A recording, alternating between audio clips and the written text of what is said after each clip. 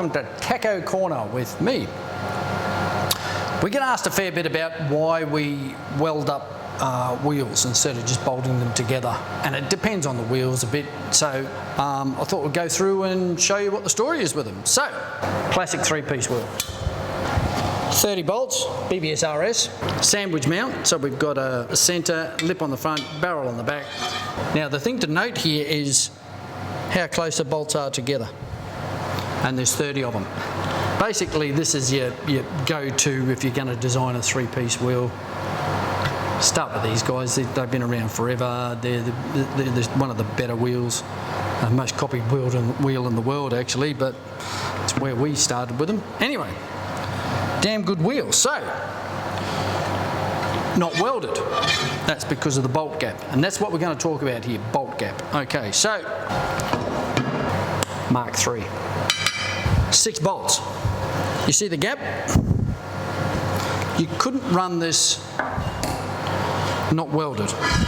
They are again a sandwich mount like this, so the centre is sandwiched between the lip and the barrel, but the lips and the barrels are welded on. Now we have seen people running around with these with them not welded.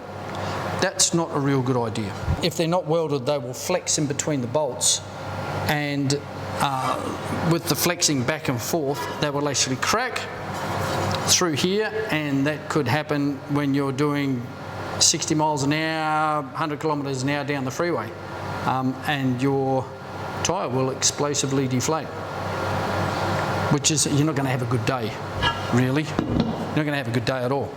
Now, I'll show you what can actually happen. Example, cracked, right through here, fatigued, cracked.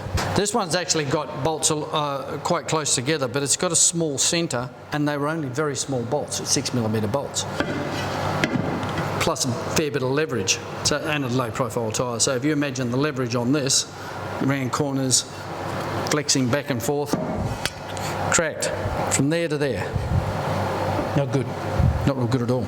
So now you're saying, okay, so what if it's got a few more bolts in it, like this XR4 here? Still not enough. Look at the bolt gap. There's too much flex in between. So, once again, sandwich mount, they've got to be welded. Okay, so there's somebody out there saying, well, okay, how about if we put extra bolts in there? 2 reasons you don't do it. Most of these wheels, there's a void in underneath where you want to put the bolt. Plus the fact is the bolt gap is still too big, even halfway. Second reason is they look shit. We like the traditional look, you know, an XR4 is an XR4, that's how they look, and they look really good like that. And there's actually a third reason, and it's this. Most wheel makers, SSR in this case, aren't stupid. So if you could turn out a wheel and you didn't have to spend the time welding it all up, you'd do that, wouldn't you? It'd be cheaper, you could sell, you make more profit on your wheel, sell it for the same price without having to weld it all up.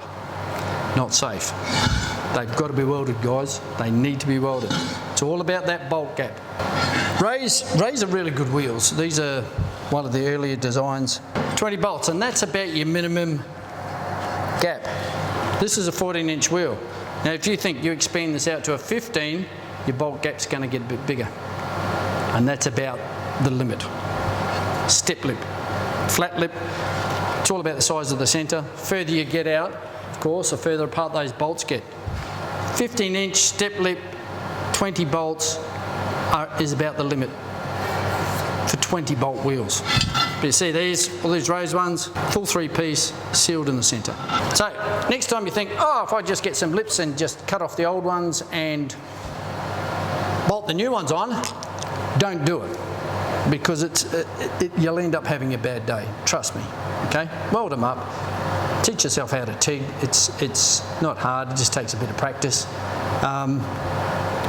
Get your mate to do it, who's a gun TIG welder, and then, yeah, drive away and not worry about your wheels. Thanks for listening. That's a really creepy smile. See you next time.